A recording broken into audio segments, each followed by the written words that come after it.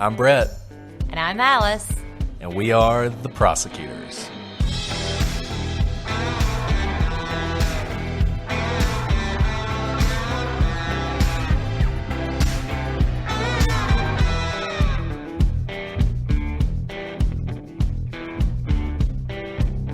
Today on The Prosecutors, we continue our investigation into the mystery of the Khamar Daban.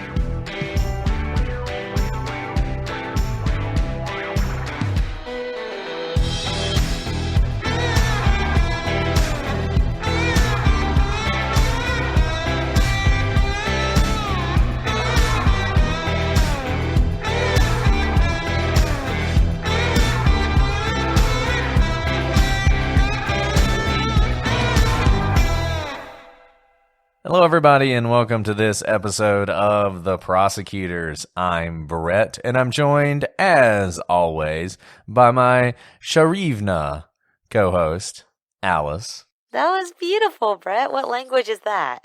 That is Ukrainian. It means magical. Ukrainian in honor of the kayakers who found Valya. They were actually Ukrainian, so perfect. And in honor of you, Alice, who are magical, of course. That's a great word. You're getting really good at these not English words. You know, Alice, people heard the last episode, so I don't know that you can pull the wool over their eyes on that one. I'm trying. This one's nice. It's only 3 syllables, so. I was gonna say, I think maybe under septisyllabic, you're good. Exactly. I try. Yeah. You know, Alice, I mean, the thing you should always remember about these words is that somebody out there thinks you are, besides me, thinks you are, in this case, magical. I mean, that has to make you feel good, right? Or they just want to hear you say the word. Well, there is that. There's definitely some people who do that, and that's okay, too. But as long as they apply to you, we are always happy to use them. Well, we are so excited to be back with you guys, continuing our look into this crazy mystery. Just to remind you where we are in Russia. We're in the Khamar Daban, a mountain range in Irkutsk, close to Lake Baikal. And we have a number of hikers who have gone up and met a mysterious and tragic end, not unlike what we saw at Dyatlov Pass. But the strangest thing about this may be that there is a survivor, and the story that she tells is one that is kind of crazy. Just to remind you of what we discussed last time, essentially, these hikers had spent the night on the side of a mountain. It was very cold and rainy. By the time they woke up that day, it was actually snowing, and they decided that the better course of action than trying to continue up the mountain was actually to just go ahead and go down the hill, down the mountain to the forest. But not 10 minutes after they began this descent, one of the older members of the group and one of the leaders of the group collapsed to the ground. And according to the one survivor, he was bleeding from his nose and from his eyes and his ears. And the leader of the group, who saw this young man as a son, sort of fell upon him and told the others to keep going, that she wasn't going to leave his side. But very soon she was overcome by very similar illness. The rest of the group rushed up to try and help them, but one by one they succumbed to the same whatever force was acting upon the group, and they were bleeding and blood was coming out of their eyes and they were foaming at the mouth. And the only person who survived was this one young girl named Valya, who made it down to the forest only to return the next day to collect some supplies and a map and a compass, and her friends were all dead. And the last thing she did for them was close their eyes. And this has led many people to wonder, what in the world happened on the side of that mountain? We went through the timeline with you last week, and this week we're going to sort of dive into the details and talk about the theories. A couple of things to point out about this hike. Number one, they were probably at least halfway through the hike when this happened. They had actually already climbed a higher mountain by the time they got to the slope of the mountain where many of them would lose their lives. So this was not even the most difficult part of this hike, and this was a difficult hike, but it wasn't the hardest hike. It was somewhere in the middle. So difficult, but not maybe as difficult as some of the other hikes this group had been on, and certainly maybe what the Dyatlov group was doing. So that adds even more sort of a mystery to how this all went down. And that is not the only unusual factor. And let's start with what the group was eating. So a journalist looked into this, and that journalist has been very helpful. We've read a lot of the stuff he wrote about this. His name was Vladimir Zerov. I actually reached out to him on Facebook, but he never responded. I'm pretty sure his Facebook page is in Russian, so I don't even know if he speaks English. But in any event, he did not get back to us, unfortunately. But he was a journalist, an outdoorsman, and he did a deep dive on this case. In fact, going so far as to retrace the footsteps of the group to try and understand what happened to them. And one of the interesting things he reported was that the food the group was eating simply was not up to the hike. It was not enough to replace the energy they were losing. And it might have been fine if everything went according to plan, but remember, you had the cold, which was unexpected. And if you're exercising or engaged in strenuous activity outside when it's cold, your body is obviously having to burn even more calories to both keep you warm and to do whatever the physical activity is that you're trying to do. Moreover, there was extra weight in their gear because everything was soaked. And those of you who've done these kind of really complex hikes before, you know that weight matters. And the amount of weight that you're carrying on your back matters. And it's one of those things you calculate pretty precisely. You're not taking a lot of extra stuff. And water weighs a lot. And they had this soaked gear. They are in cold weather, which they didn't really expect. And for whatever reason, they just didn't have enough food. Now, Valia had said in one of her interviews that they were eating about 2,500 calories a day, which sounds like enough, but apparently it wasn't. According to Vladimir, the amount of food they were eating would have only been enough for what he called, or at least the translation described, as external heating. So it's sort of keeping them going and maybe keeping them above some level of hypothermia, but it's not enough that they're fully recovering their energy when they're eating this. And in fact, the autopsies that were done on the hikers seemed to confirm this, as they all found the hikers to have a significant protein deficiency. You know, Brett, when I first heard this, I thought, how could it be? How could it just be that what they were eating was not enough, could cause such kind of devastation? But then I thought too, an experience that maybe many of us have witnessed before. If you've ever watched a marathon, whether on TV or you went to go watch a race or you ran a marathon yourself, kind of inevitably there will be a runner or another runner who has to be carried off, like on stretcher or by other runners, off of the course because their bodies have completely given up, right? They didn't gauge their caloric intake enough so that around, mile 21, 22, 23, what have you, their legs quite literally buckle beneath them and they kind of look like jelly people, right? We see this at the Olympics. The Olympics were, very recent this summer. Their entire body, they seem to lose faculties of them. And you know that the person you're watching is actually an incredibly fit and able-bodied person regularly, but here they are looking like kind of a jelly man because their bodies just do not have anything to burn. Think about a fire that's burning. If there are no logs, if there's no kindling, the fire just kind of extinguishes. And that's what kind of happens in your body when you do not have enough to keep it going. And these are more extreme conditions than they were even prepared for. If this was August, they didn't expect it to be quite so cold, quite so wet, for their bodies to have to be working so hard to just reach baseline temperature. And I actually witnessed this happen once to one of my friends. When I was in law school, I had a friend who was a very good runner and had run several marathons, had run the Manhattan Marathon or the New York City Marathon, whatever they call it, several times, and had qualified for the Boston Marathon. And the Boston Marathon that year, it was colder than it usually was. And those of you who know anything about the Boston Marathon know that there's sort of this last part. I think they call it like Heartbreak Hill. It's like this hill at the very end of the marathon. So you've already ran like 25 miles and you've got to run this very last part. And they had people on the side who were watching runners for exactly what you're describing.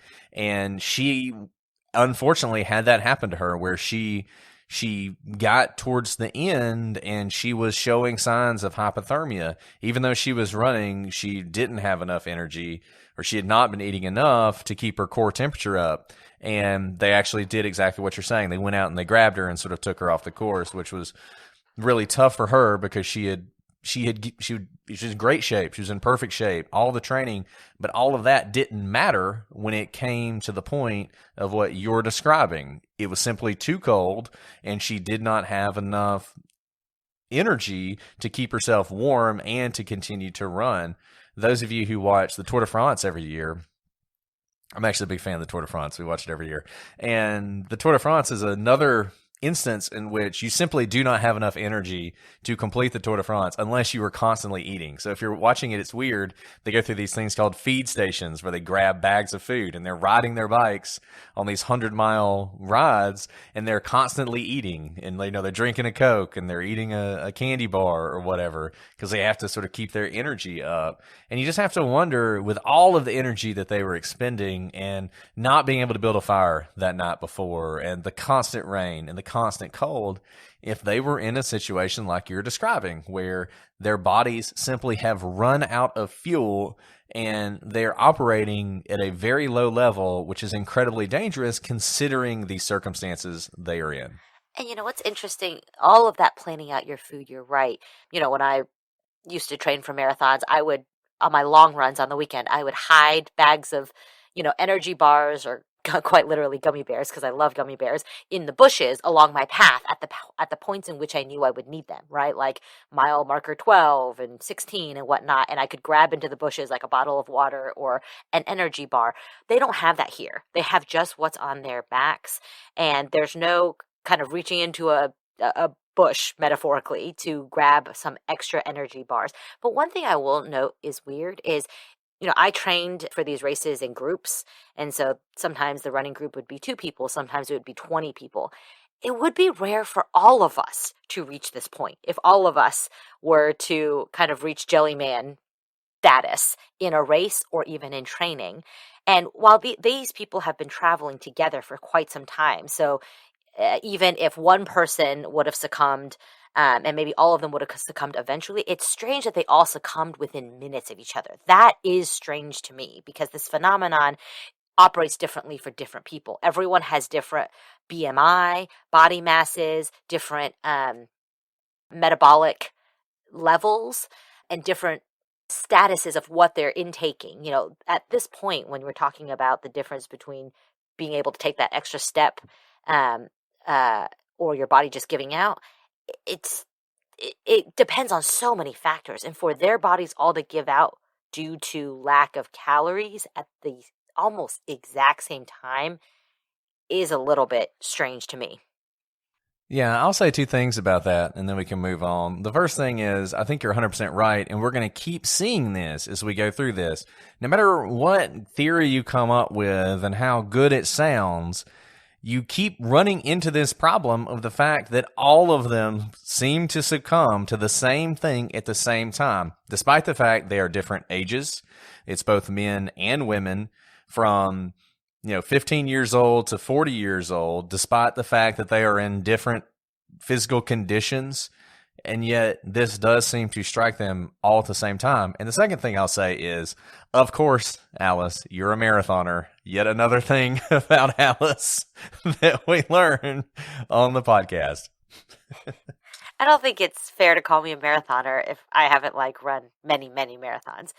In my younger days, I could do it. But I'm sure there are people listening right now who are like, they're such good marathon runners that they've never faced the situation that I'm describing. So I can be a jack of all trades, master of none. Well, you're definitely a jack of all trades. A mediocre jack of all trades. Brett, I am so excited that the Prosecutors Podcast is brought to you by Progressive. Progressive helps you get a great rate on car insurance, even if it's not with them. They have this nifty comparison tool that puts rates side by side, so you choose a rate and coverages that work for you. So let's say you're interested in lowering your rate on your car insurance. Visit progressive.com to get a quote with all the coverages you want. You'll see Progressive's rate, and then their tool will provide options from other companies, all lined up and easy to compare, so that all you have to do is choose the rate and coverages you like.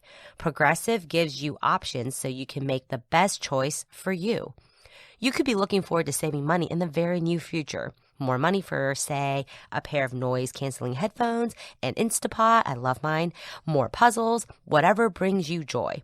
Get a quote today at progressive.com. It's one small step you can do today that could make a big impact on your budget tomorrow. Progressive Casualty Insurance Company and Affiliates. Comparison rates not available in all states or situations. Prices vary based on how you buy. Anyways, back to the case. Another thing to discuss is the decision to camp on the side of the mountain.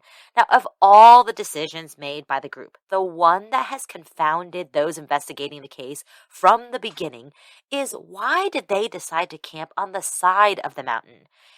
It's an eerie parallel to Dyatlov Pass, where the decision to camp on the side of the mountain probably cost the group's life in Dyatlov Pass.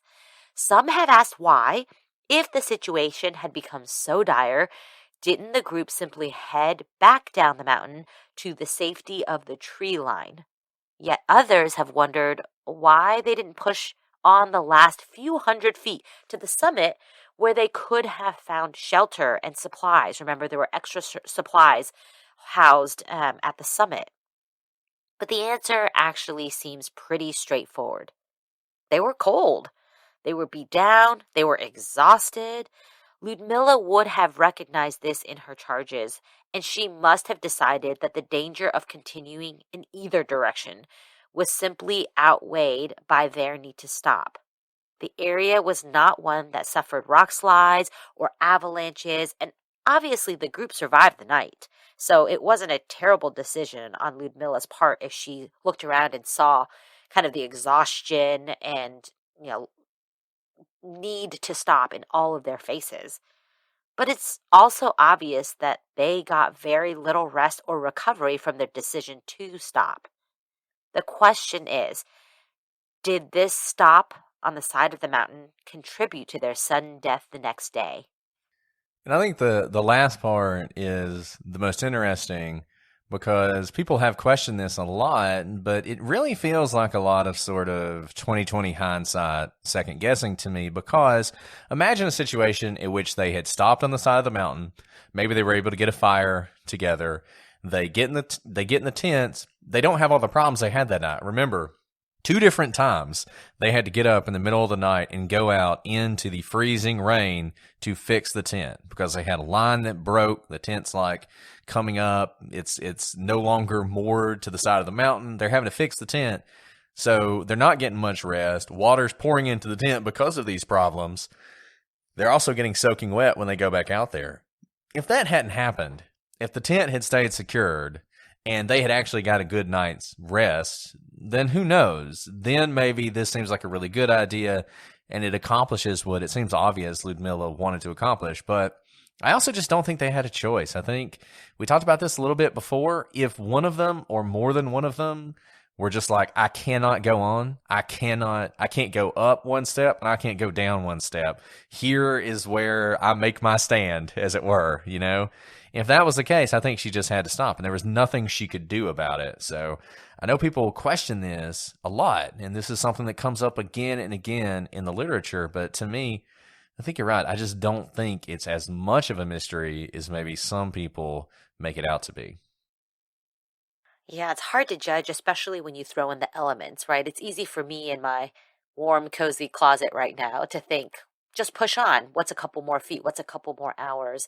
But they're days in. She has some young charges, right? Teenagers with her. And she has to be encouraging to the whole group this entire time. This isn't the last day of the hike. They still have days ahead of them. And so team morale, like group morale, is still something she has to keep in mind as well.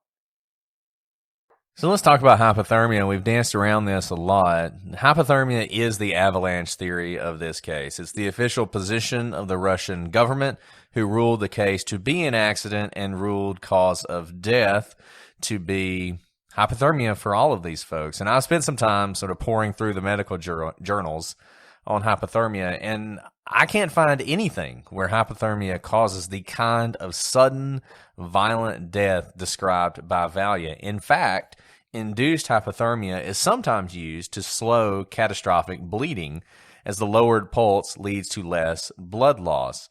But causing bleeding, especially from the eyes, the ears, the nose, that just doesn't seem to be a symptom of hypothermia. Neither is the sudden inability to breathe. So although hypothermia fits with so much of what we said, with the fact that they're not getting enough food, with the fact that it's so cold, with the fact that they're wet, hypothermia fits with all of that. But what it doesn't fit with are the actual symptoms that our witness seems to have seen occurring in the group. Right. I mean, medically speaking, doctors use lowering patients' body temperatures to slow down whenever you have like traumatic injuries, right? And your body needs time to catch up. They talk about kind of these induced comas where they put your body into a lower temperature to slow everything down, and then they slowly raise your temperature to bring you back. And that's what usually you think of hypothermia, slowing things down, not this. This seems like a horror movie, to be honest, like a zombie movie where everything strikes, whether it's internal, external, it's not clear, but traumatic things are happening to you. That's not what the cold typically does to a body. No, that's right. I'm trying to even, it's like one of those scenes from 28 Days Later. Those of you seen 28 Days Later, where the infected, they have this disease, and that's the way the disease is passed, is they're just bleeding all over the place. And that's sort of what this seems like. It does not seem like something, it certainly does not seem like hypothermia.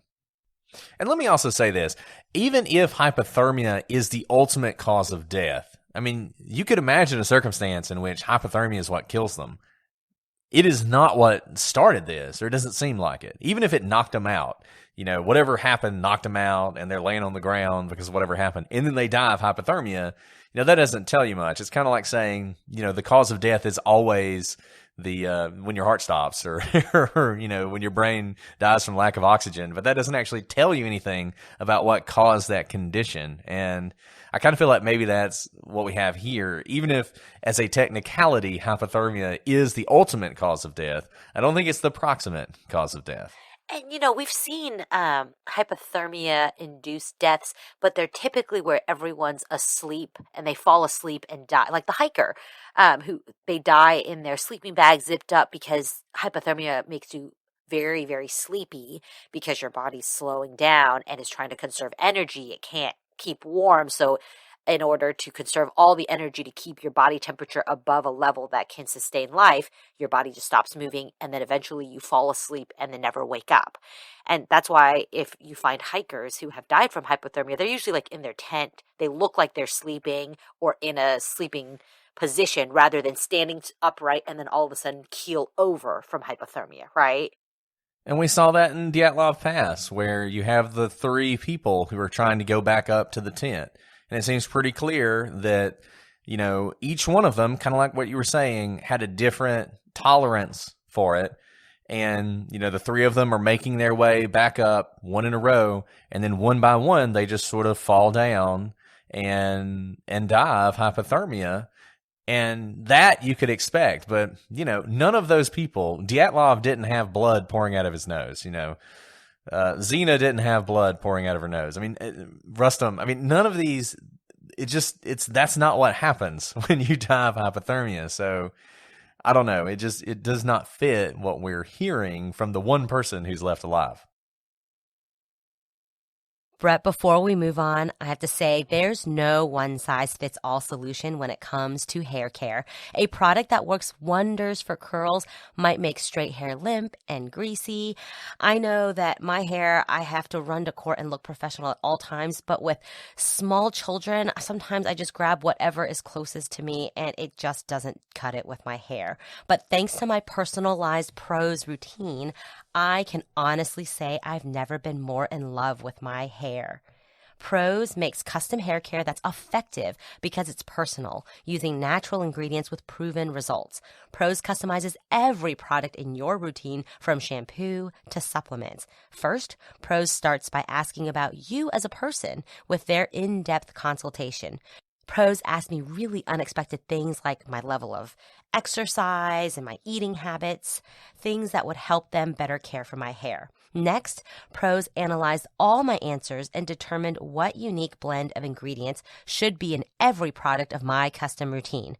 Together, Prose got all my hair goals covered. I love their customized conditioner because it leaves my hair so smooth and shiny. As a carbon-neutral certified B Corp, Prose is an industry leader in clean and responsible beauty. All their ingredients are sustainably sourced, ethically gathered, and cruelty-free. They're also the first custom beauty brand to go carbon neutral. If you're not 100% positive Prose is the best hair care for you, they will take the products back, no questions asked. Prose is the healthy hair regimen with your name all over it. Take your free in-depth hair consultation and get 15% off your first order today. Go to prose.com/prosecute. That's PROSE.com/prosecute for your free in-depth hair consultation and 15% off. Now, there are some interesting things about the bodies, specifically injuries to the lungs. The autopsies of the bodies showed something inexplicable. Their lungs were bruised. Almost always, bruised lungs are caused by some sort of impact, either blunt trauma or a concussion caused by an explosion. But although either of those things might be expected in, say, the Dyatlov Pass case, there is no evidence at all that any of the hikers here suffered this kind of injury. So, how did all of their lungs get bruised? And again, not just one of them, but all of them showed bruising on the lungs. That I don't think can be attributed to hypothermia. Yeah, and when I was trying to read about hypothermia and see if, maybe the fact that you're breathing in such cold air will bruise your lungs, but no, I didn't see any of that. So I don't know. There are times I wish that we had a doctor on this podcast because it would be nice to be able to ask somebody who's a little bit of a professional. We have very smart listeners who are medically trained, who write us great things. So I actually would like someone to explain this to us. If it's not hypothermia, what can cause all of the deceased to have these injuries on their lungs that looks like it's from blunt force? Yeah. So hopefully if there is somebody out there who knows the answer to that, you'll let us know, because it's one of those things we can talk about, but I can't even begin to explain why that would be the case. And it's just another one of these unusual factors about this case. And another thing that's unusual and that raises all sorts of questions and makes you ask all sorts of questions is why it took so long to start this search. So despite what Valia had told the authorities, so she's told them, my friends and I were hiking up this mountain. 7 of us are dead. They died this horrible way. They are on the side of the mountain. This is basically where they are. It took 2 weeks for the search to begin. Not 2 weeks to find them. 2 weeks for the search to even start. Now, why did it take so long? This is not a situation, the weather hadn't gotten really bad. It's not one of those things where they have to wait for the storm to pass. This is not an inaccessible place where they have to have a helicopter to go up there. They could have gone up and done this search earlier, and there's no reason ever given by the authorities for why it took so long. And by the time they got up there, it was obvious that animals had gotten to the bodies. There were a lot of things you just couldn't tell. I mean, even this sort of the presence of all this blood, by that time, there's not going to be as much evidence of that because of all the different kinds of scavengers that would have attacked the bodies. There's video of the finding of the bodies. It's edited and blurred out. Apparently, those who've seen the unedited version say, I mean, these people had just been completely eviscerated by scavengers. So there probably was a lot of information that was lost because it took them so long to start. Now, I think you can never discount the fact that this did happen in Russia in the late 1980s. There was a lot going on in Russia at the time. They weren't exactly the best put together, organized government at the time or even now. So there's always that possibility that they just couldn't get their act together. But it's not like Moscow had to decide this, right? I mean, this was a local thing. They could have sent some people up there. There were two groups of hikers on the side of the mountain. Another group could have gone up, but it didn't. It took them 2 weeks for the search to begin. And to me, that's a red flag. Yeah, that was one of the things that stood out most to me when we were talking about the timeline. These kayakers find this woman who is washing her hair in the middle of the lake, and she tells them, all of my friends, all of my, co-hikers are dead. You would think there'd be like an automatic search because those people have families who are wondering where they are. Usually, I mean, in our experience in law enforcement, if the report is there are dead people, the next response isn't, well, they're already dead, we don't have to hurry. That's usually not the response. The response is we have to go, right away, because if they are in fact already dead, I mean, we have to bring them back for their families because of what you've just said, deterioration of the bodies.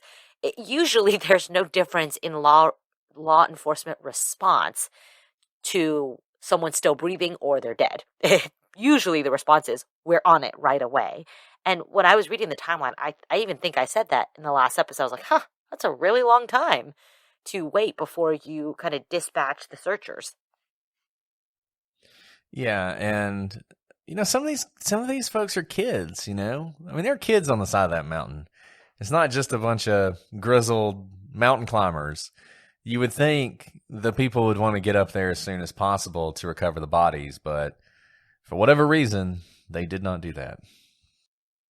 Now, according to various reports, when the bodies were found, 3 of the victims were barefoot, while almost all of them were dressed only in thin clothing. This makes little sense, as the group would have been well dressed when they left the tent. Given that hypothermia was listed as a cause of death, paradoxical undressing is a possibility, and we've talked about this before. Paradoxical undressing is where even though you're actually very cold and you need more clothes, your body tells you you're very hot, so you paradoxically undress even though you are very cold. But paradoxical undressing doesn't make any sense if Valia's story is credited. She said she saw them all die quickly without undressing. There wasn't time to undress. Remember, each of the deaths, as recounted by Valia, they were fine, and then the next second they were either bashing in their own heads or grasping at their throats as if they couldn't breathe, and then blood was pouring out of their orifices and they died. Right? That's what she described. Nothing in that story said that while they were clutching their throats or bashing in their heads, they were also undressing and taking off shoes or outer coats. But despite these reports of undressing, they actually seem not to be true, because there is a video of hikers being found, and although it's not the most comprehensive footage, what you can see in the video is that they do seem to be wearing all their clothes and boots. So, Brett, why were there reports that they were shoeless and dressed in very thin clothing? I think this is an example of, and we see this a lot in these historical cases, I think this is yet another example of sensationalism and embellishing what is already a mysterious story. So you have these people who've died on the side of the mountain. Oh, and they weren't wearing any clothes and they were barefoot.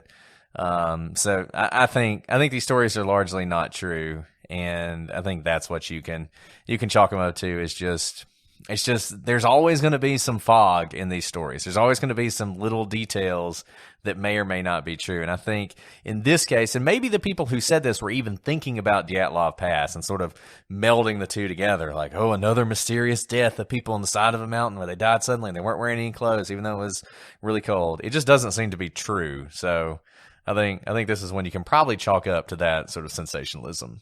And I'll go, not conspiracy theory, but rather when articles are being written, we know now there's a term now called clickbait, right? There are articles written knowing that they'll just get lots of clicks because they are sensational. While the reporters at the time may not have been trying to put out false information, there probably wasn't a lot of information out there at all, right? About these hikers, about the condition of their bodies. And so if they were hearing that the official cause of death was hypothermia, they may have embellished their own facts to have more to write about, so to give their readers more to grasp onto than just kind of the cold conclusion of a report. That's true. And if you want to go conspiracy theory, it could just be a way for the government to bolster their claim that it's hypothermia, because everybody knows by this point about paradoxical undressing. So you just sort of add that layer on, and all of a sudden, people are like, oh, well, of course they didn't have any clothes on because they died of hypothermia. That's where I was going at first, but I was trying to stay away from conspiracy theory, Brett. Can't stay away from conspiracies when you're in Russia. That's a fair point. And let's talk about some conspiracies. Let's talk about some of the theories in this case, which I think will further flesh out some of the facts. And, look, you can't talk about a case like this without talking about aliens or secret government agents or military exercises gone wrong. And I think you can group all these together in this case, not because they have anything in common, but because they all seem impossible for the same reason. So remember, Dyatlov Pass, the group was pretty much on their own. They're out in the middle of nowhere. There are some people hiking, quote unquote, nearby, but we're mean like 100 kilometers away. And so people saw strange things in the sky, which may relate to the case, but it's not as if they could see exactly where Dyatlov and the group were.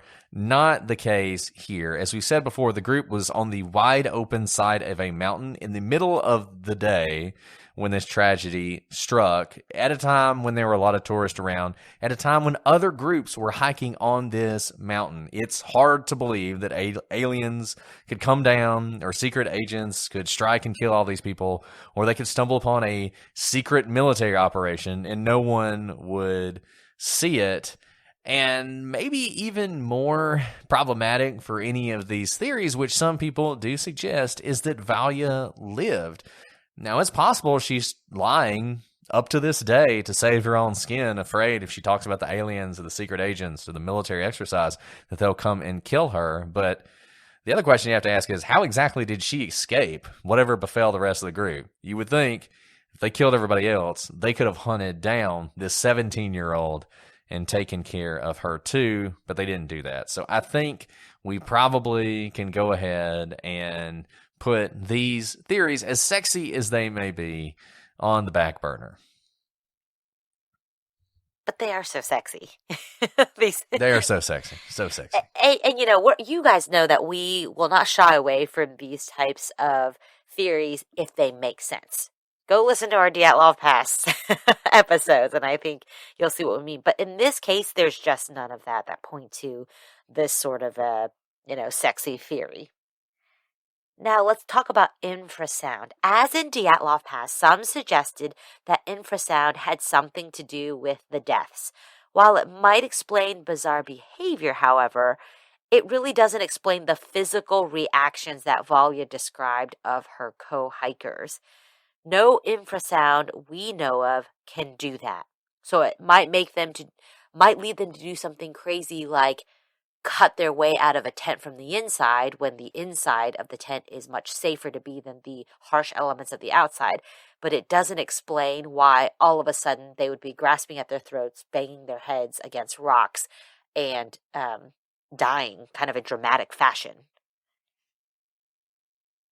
So if it's not infrasound and it's not aliens, could it be a drug overdose? Specifically, an overdose of magic mushrooms. Could the group have simply had a really, really bad trip? As we've mentioned earlier, Ludmila was a survivalist, and she used these hiking outings to teach her students how to survive in the wild, and this would have included harvesting food from the surrounding areas. And we also know that she was harvesting medicinal plants from the area, and the thought is she probably was going to sell those as they were very popular in Russia.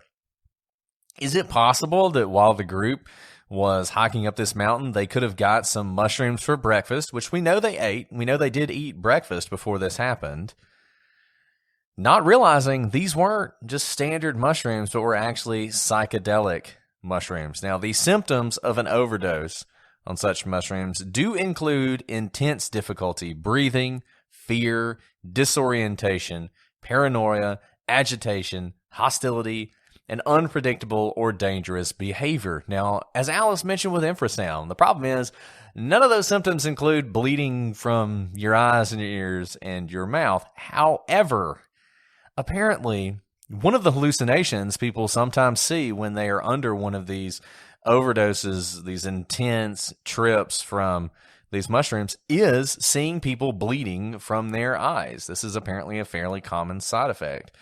So it's possible that while this does not explain the sudden death of Sasha, but what if Sasha didn't really die? What if instead he just sort of passed out and everybody freaked out? And maybe if that were the case, they did die of hypothermia because they were in the midst of this hallucination.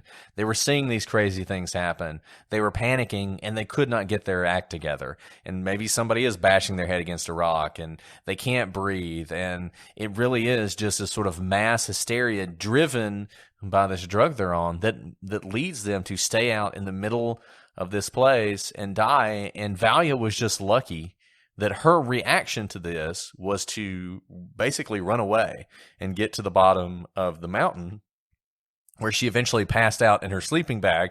And by the time she woke up, the effects had passed for her. I don't know. Honestly, some people like this theory. One thing I would be interesting, and one thing I could not run down, is whether or not these types of mushrooms are common in that area. I found some stuff which seemed to indicate they were, but nothing concrete. So I don't know if you're into this kind of thing and you know that Lake Baikal is the place with the best magic mushrooms in the world and they're really potent.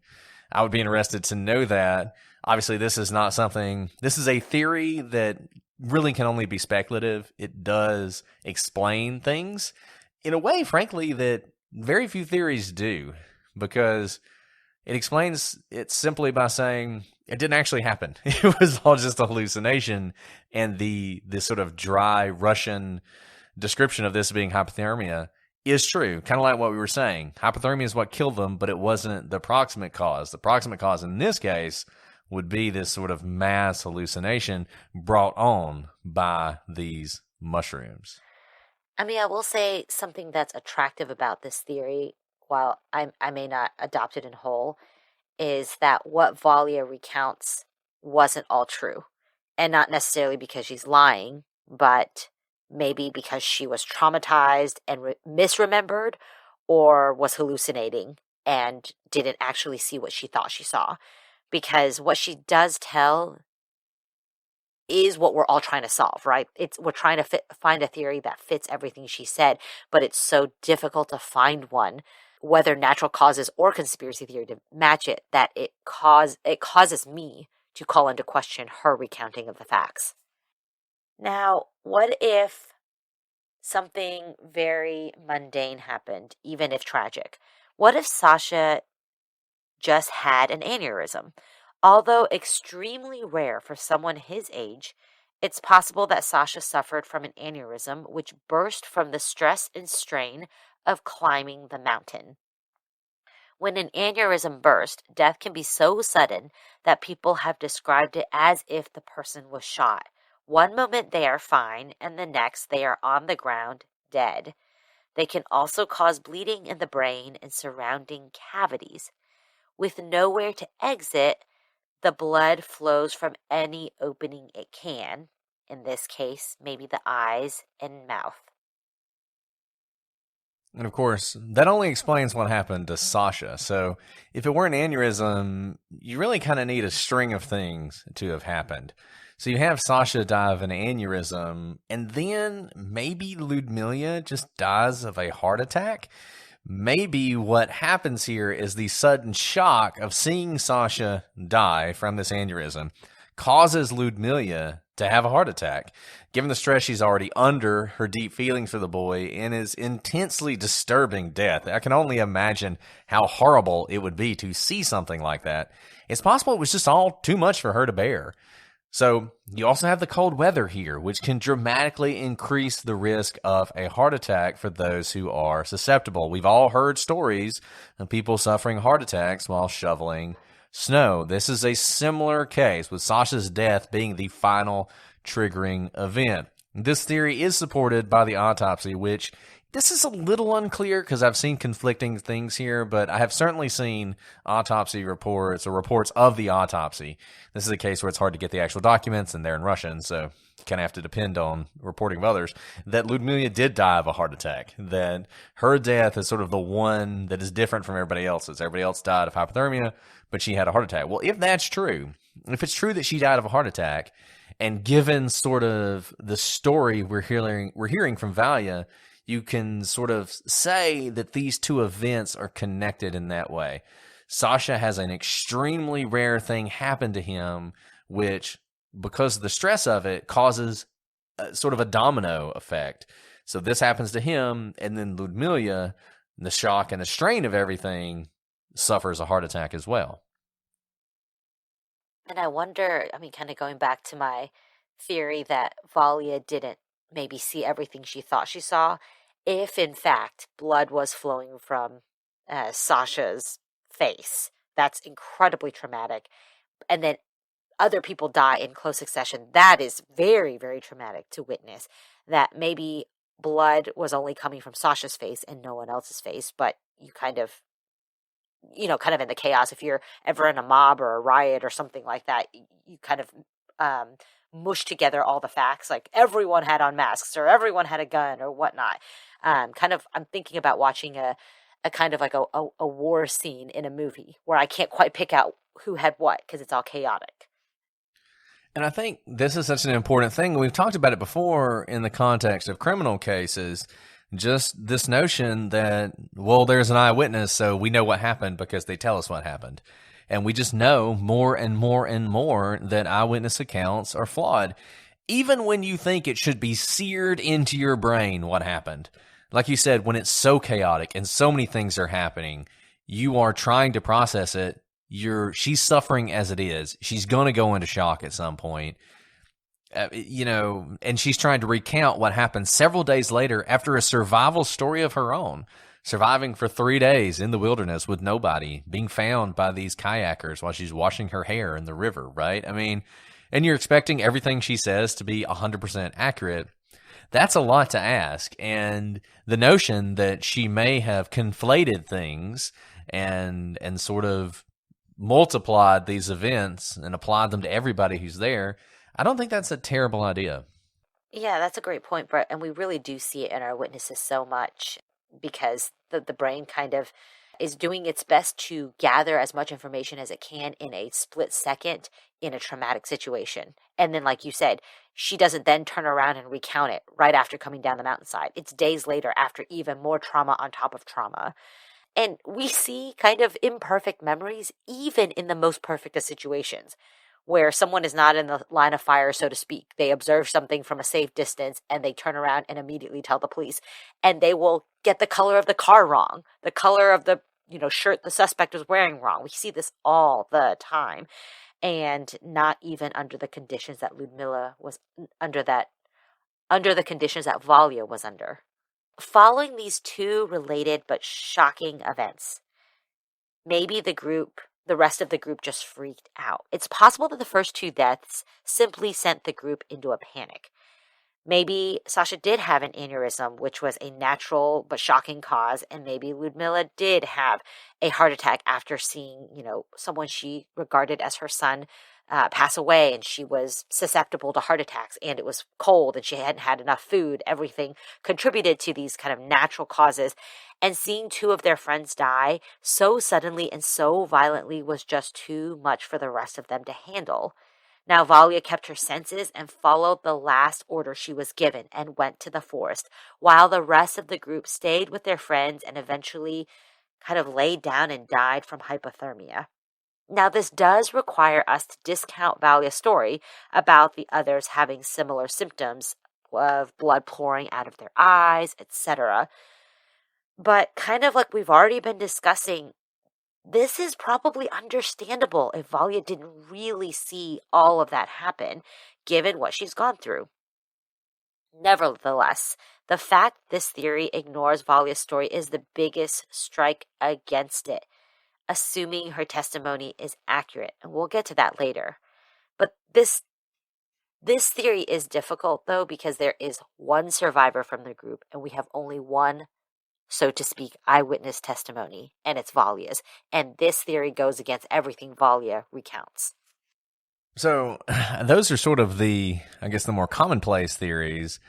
And now let's talk about the most popular theory out there, I think, amongst those of us who look at this case and don't think it's hypothermia. And then that's that the group was exposed to some sort of toxic gas. And not only is this one of the most interesting theories, but it's one that makes sense and sort of fits with your common experience of toxic gas, granted, which is from the movies. But it may seem strange at first blush that anyone would be gassing a mountainside where people would be hiking, but that's not exactly the theory. I mean, number one, remember, this is Russia. And if you know anything about the Russians, nowhere was sacred for Russia. They were willing to test things basically anywhere. And the theory is the Russians were testing some sort of toxic agent out in the middle of nowhere. Perhaps VX gas or something called Novichok gas, which the Russians claimed for decades doesn't exist, but it absolutely does exist. It was something that they were able to develop and that they have deployed against various enemies of the state even to this day. Now, these gases, these poisons, they have a unique property. While you might expect them to disperse quickly, one of the reasons they are so dangerous is that they actually persist. In fact, in cold weather, they can persist for months. And while they are called a gas, they are soluble in water. And if contaminated water gets onto a person's skin, serious injury and probable death will occur. But unlike the gas form of these poisons, which act on the body in seconds, the liquid form can take up to 18 hours to have its effect. That's fascinating. But you would think that the contaminants would be found within the body.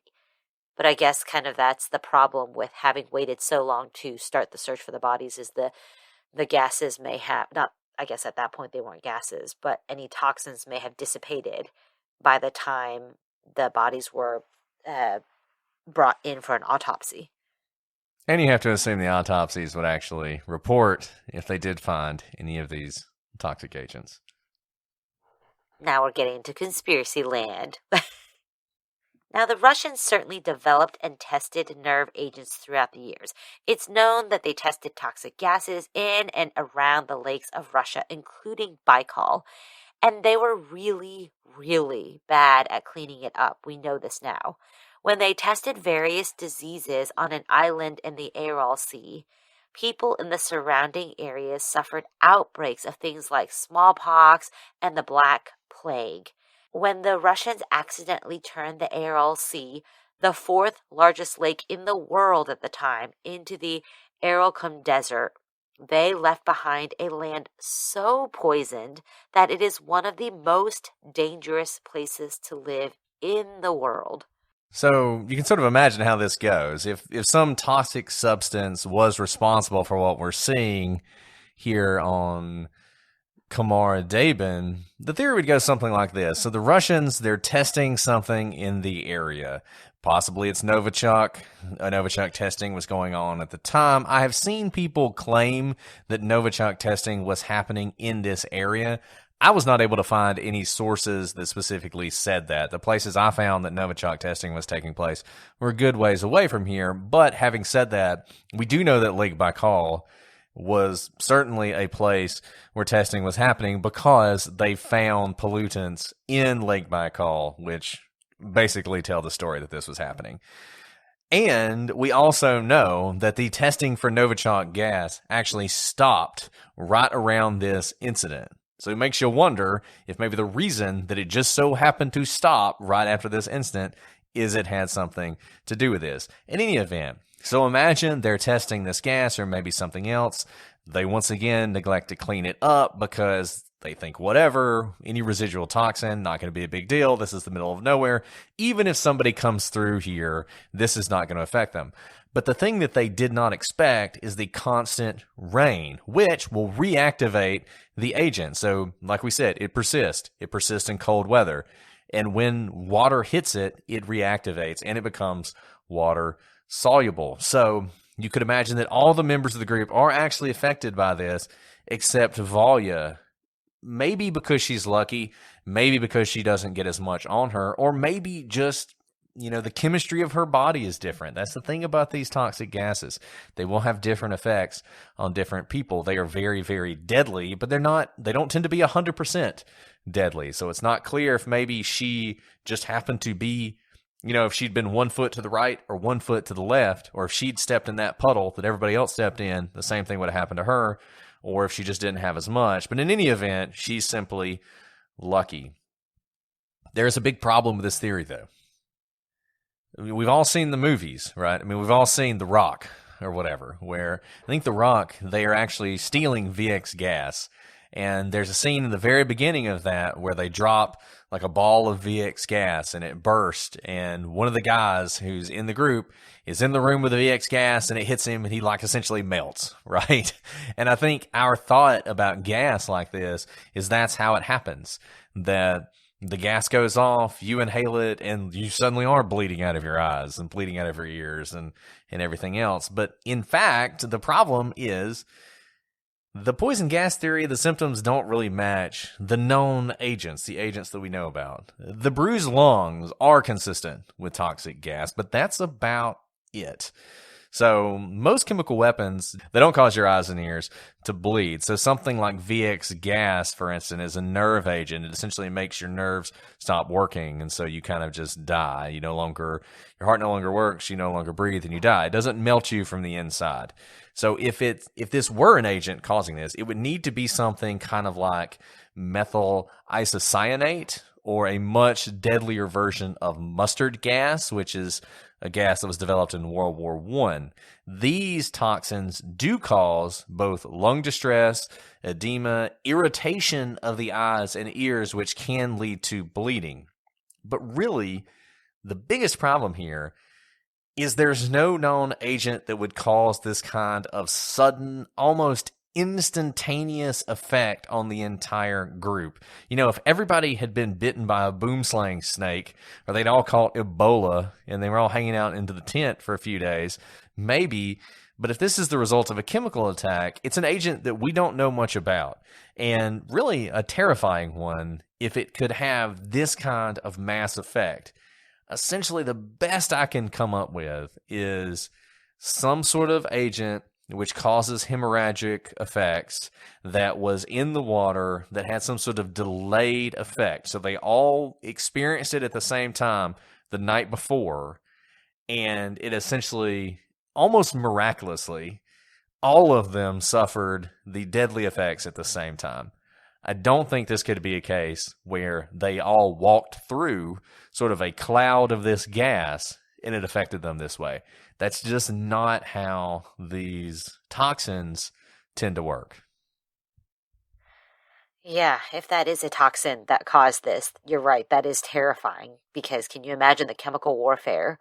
How deadly that could be. Here's another theory, and we've kind of been hinting at this, but let's discuss it more fully. Maybe the blood coming out of the eyes and ears is just made up. The resources on this case largely report that Valia told rescuers about blood pouring from the eyes and ears of the hikers. But what if that's not accurate? Finding sources on this case, like Brett mentioned earlier, is really difficult. But there is a video of the finding of the bodies that purports to have Valia's testimony dubbed over the video. And we've linked to it, so you guys can go look at it yourself. And in that video, the scene Valia describes is exceedingly strange, but it's not quite what we've been told. Here is what she says. On August 5th, 10 o'clock in the morning, Kristen, or Sasha, said that they are wet and freezing, and it's snowing, and landmarks are not visible. They collected the backpacks and the tent and began to descend towards the snowy valley. They passed 10 meters. And Sasha began to fall, and he tried to get him up, but he fell again. Now Ludmilla remained with him, and the rest were ordered to go down. But almost immediately, Ludmilla stopped the group and asked someone to come get her. Tatiana looked up, and she had her tent with her. Now and remember, this is Valia describing it, I went up to Korovina. Sasha's eyes were huge, blank stare. Korovina felt for a pulse and said that his heart was not beating.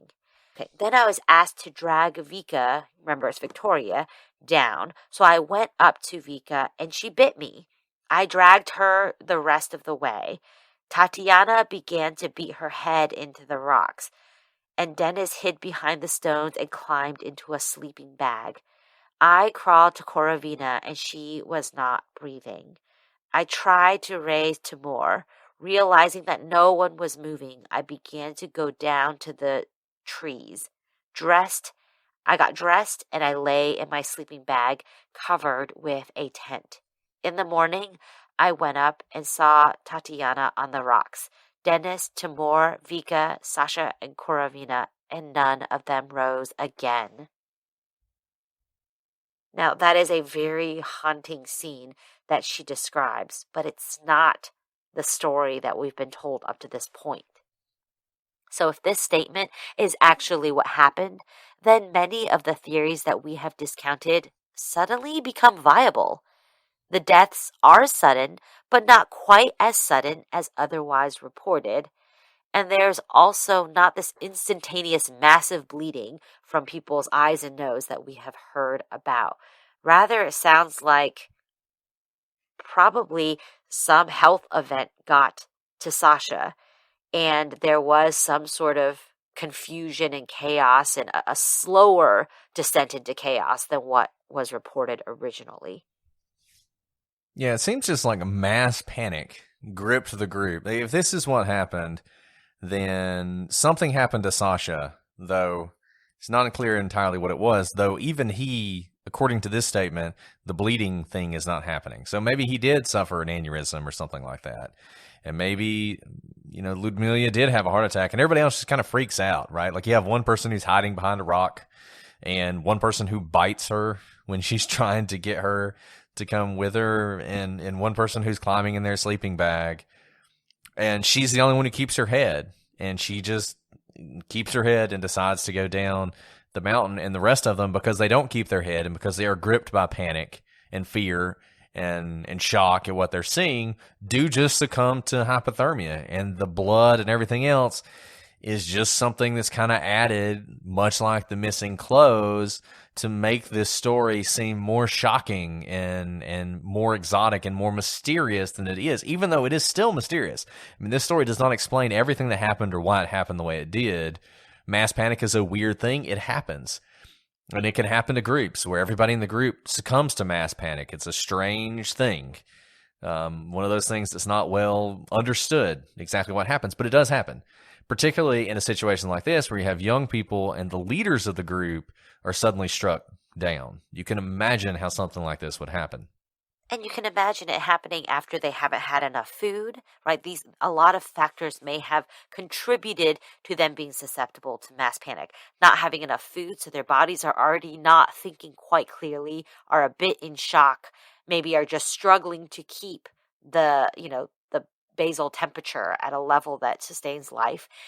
And they had to deviate from their original plan, which is camp on the side of the mountain, knowing that that wasn't the best choice.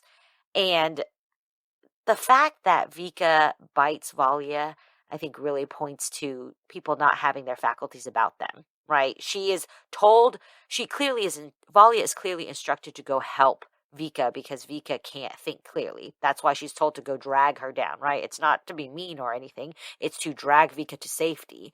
But instead of seeing help, Vika lashes out kind of in an animalistic or childlike manner. And it's kind of like, look, those of you who've ever, and I'm just going to say, I'm sure Alice has done this, and if you've ever worked as a lifeguard, one of the things that you learn as a lifeguard is that when you're trying to save someone, they will fight you because they are panicking and they're sort of losing their mind. And there are times when lifeguards have to essentially punch somebody in the face to get them to stop fighting them because they will drown the lifeguard because they're in such panic. And you kind of feel like that's what's happening here, is that she's in such a state of panic that even when Valia comes to help her, she's biting her. That's how much she's panicking, and I think is a sign of what we see going on here. I mean, heck, you don't even have to be a lifeguard to imagine that situation. Any of us who deal with kind of young children, toddlers, when they're in a frenzy, they want to do something or they're scared about something, they will kick and bite you and you have to physically overcome them. And it sounds like that's what Valia had to do here with Vika. And, one interesting thing is all along we've heard this reporting that Valia said she went back up the next morning after she woke up and realized she was alive, and she went and closed everyone's eyes. That would be a very, it's a heartbreaking image, but she may have done that because these are her friends and she realizes that they are all dead, that they would, in her words, none of them rose again. But if in fact their eyes were all bloody because blood had been pouring out of it, I can imagine that's a very traumatic sight to see. And even though she might not be scared of that, I can imagine she might think twice of sticking her hands where their eyes were maybe covered in blood to close their eyes. And so, everyone reacts differently, but there's no mention of, despite the blood, I went ahead and closed her eyes. Because I would think if there was blood pouring out, the blood would have congealed and you may not even be able to see or reach the eyes in order to close them if they were in fact open. And so, that might be the sort of logical explanation for what happened. We've poured cold water on this case again. Not as mysterious as you think it was, but hold the phone, not so fast, my friends, as Lee Corso would say. For a very long time, that was all the information we had. We had this initial statement from Valia. We just read it to you, and that was it. She didn't talk to anybody. She got married. She didn't talk to her husband about this. She refused to give interviews. She did not want to relive this. She was in the hospital for a long time. It took her even longer to get mentally right about this. And so that's all we had. But recently, Komsomolskaya Pravda, which you may recall as the newspaper that has also investigated the Dyatlov Pass, they were able to get an interview with Valia where she talked about this case. And in this conversation, she reiterated her story that when the death started, blood was pouring out of the group's noses. Maybe not the eyes and the ears and everything else, but they were bleeding from their noses, all of them. And she actually said she didn't walk down the mountain to the forest. She had to crawl because that was the situation she was in. And the only reason she even made it was Dennis had urged her to go down the mountain. And she did. She crawled all the way to the forest, but Dennis didn't make it. She looked back and Dennis was gone. So she reiterates this story that we've basically just debunked about the blood. Now, she had a possible explanation, an explanation that she believed explained this, and it's not an unusual one. It's just pulmonary edema as a result of the altitude and the cold. Now, symptoms of this include difficulty breathing, extreme shortness of breath that worsens with activity, a feeling of suffocating or drowning, which, remember, people who are struggling to breathe. A cough that produces frothing at the mouth that may be tinged with blood, wheezing and grasping for breath, cold, clammy skin, anxiety, restlessness, apprehension, bluish lips, and irregular heartbeat, and it certainly can be fatal. But you have to imagine, is it possible, we've said this again and again, that all of these people suffered from this condition, pulmonary edema, so suddenly and all at once? Doesn't seem possible unless it was the result of another cause of pulmonary edema, poison gas. So we're back to the gas possibility. But is that really possible? We talked about all the reasons the gas doesn't seem possible. Maybe it is, maybe it's not, but the Pravda investigation uncovered one more interesting fact that makes you reconsider everything that we've learned about in this case. Natalia.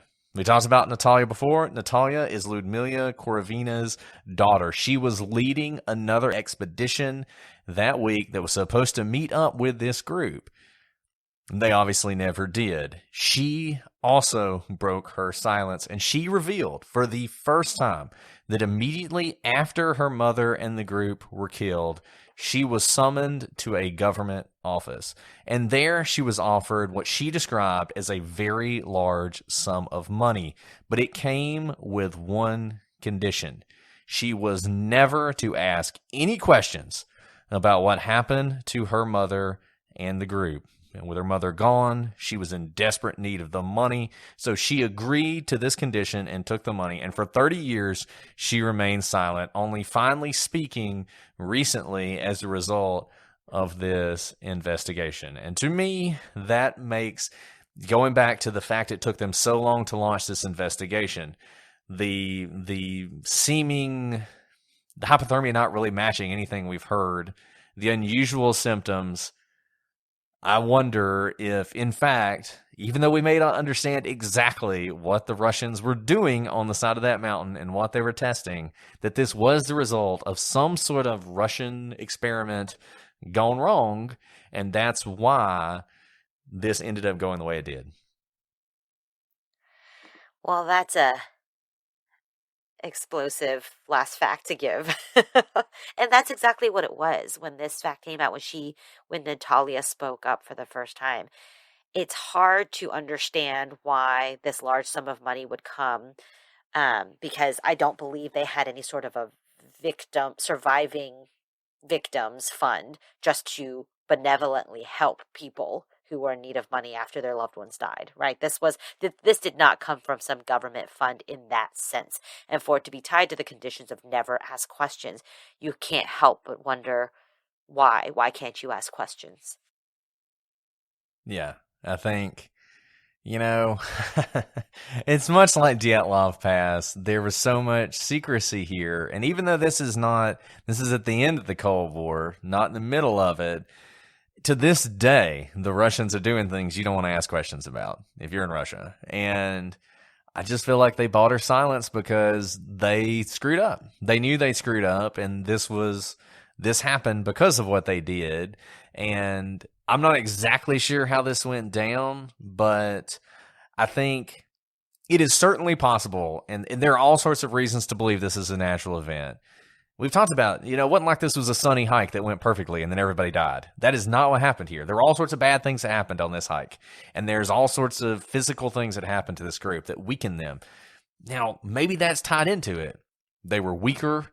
They were more susceptible to something like this happening. The rain had reactivated whatever this was, and all of that combined together to cause these sort of sudden deaths. And Valia was just lucky.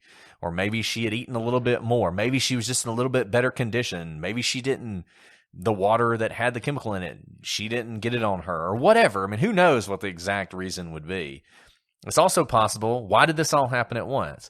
It's possible it happened to Sasha. And when it happened to Sasha, everybody else did panic, and their heart rates increased, and the blood was pumping, and that actually pushed this toxin through their system faster than it would have otherwise. And that's what caused them to start dying the way they did. It wasn't that it all happened at once. It was the excitement of everything just accelerated what was going to happen to them soon thereafter anyway. Difficult to say. I don't know that we'll ever know. I wish we had better autopsy. I wish we could look at these bodies. They were all buried in zinc coffins, which seems to happen whenever we have something like this. The bodies were never released to the families. They were never viewed by the families. Now, they were in pretty bad shape, so you can imagine why, but there was not even an option for the families to have these bodies. The government took care of all that, and I just got to wonder. I don't know if this is another one of those where in some, KGB office or FSB office or whatever acronym they're calling themselves these days, there is a memo that says what happened to this group and why it happened. And maybe one day we'll learn the answer to it. But until then, I think it is going to remain one of the world's great mysteries. Well, I'm sure all of you have lots of thoughts and questions about this case. Shoot us an email at prosecutorspod@gmail.com, at prosecutorspod for Twitter, Facebook, Instagram, all your social media. Check us out on YouTube. Hit us up on Reddit. Join the Patreon and get ad-free episodes, even though you miss out on our awesome ads. I know you guys love so much. It still is something you can do if you are so inclined. And, of course, continue to tell your friends. Continue to leave those 5-star reviews. Well, Alice, as we sail off into the sunset today, do you have anything else you want to add? I don't, but what an interesting mystery. I really look forward to what you all have to add, because I'm sure there are some scientists or other medically trained people who might have some answers for us. And if we hear from you, we'd love to do a follow-up episode. Absolutely. So please do send us in any information you have. We can't wait to read it. Well, this has been a fun diversion from the ordinary true crime to one of the world's great mysteries. But we'll be back to true crime next week with a new case, new questions, and new answers. But until then, I'm Brett. And I'm Alice. And we are the prosecutors.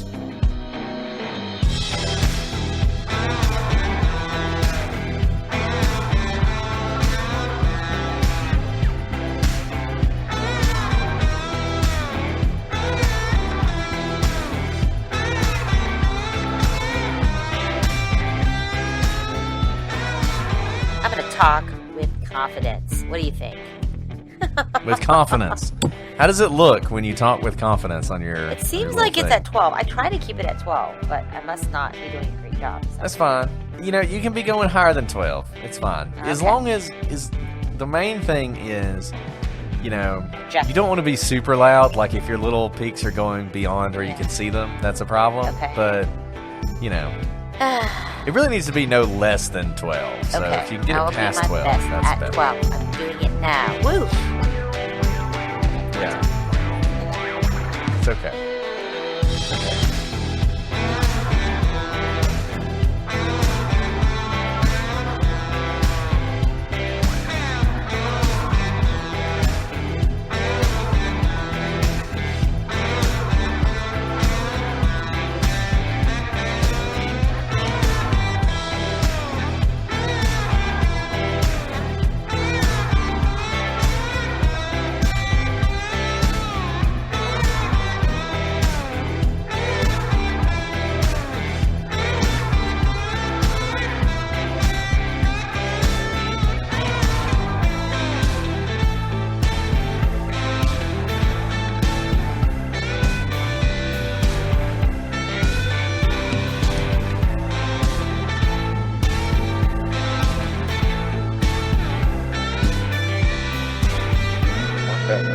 Done that one. Never have to do that one again. You did a really good job on that. This one's Sharivna, so that's pretty easy. I can do that one. Sharivna. Okay, you ready? I'm ready.